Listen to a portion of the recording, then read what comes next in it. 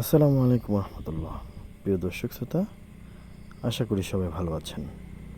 আজকের পর্বে আমরা যেটা শিখব সেটা হলো, আমরা যদি কাউকে প্রশ্ন করি যে তোমার হাতে এটা কি বা তোমার হাতে কি আছে, আমরা সাধারণত এটা বলে থাকি এবং ইংরেজিতে আমরা বলি what is in your hand.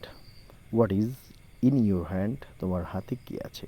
What is in your hand, তোমার হাতে কি আছে। আমরা এটাকে আরবিতে বলার ক্ষেত্রে আমরা এভাবে বলবো, মাযা ফি ইয়াদিকা। মাযা ফি ইয়াদিকা, তোমার হাতে কি আছে। মাযা ফি ইয়াদিকা, তোমার হাতে কি রয়েছে। এর প্রশ্নের জবাবে আমরা উত্তর দিব কীভাবে? যে ইয়াদি কলামুন, আমার হাতে একটি কলম আছে। ইয়াদি কুরাসাতুন, আমার হাতে একটি খাতা আছে। ইয়াদি কিতাবুন, আমার হাতে একটি বই আছে।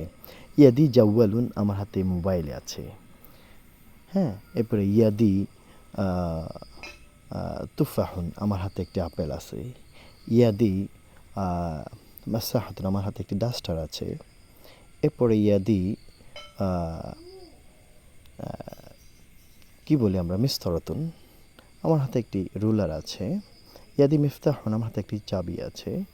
ইয়াদি কুফলুন, আমার হাতে একটি তালা আছে। এভাবে করে আমরা বলতে পারি। একটা বাক্য থেকে আমরা অনেকগুলো বাক্য বানাতে পারি।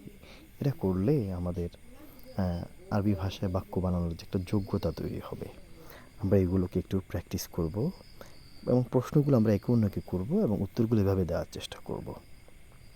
আশা করি আমরা ব্যাপারটা বুঝতে পেরেছি। আমি আবারও বলছি, মাজাফি ইয়াদিকা, তোমার হাতে কি আছে।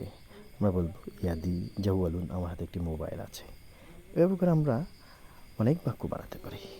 প্রিয় বন্ধুরা, আজকে এ পর্যন্তই। ভালো থাকবেন, সুস্থ থাকবেন। আসসালামু আলাইকুম।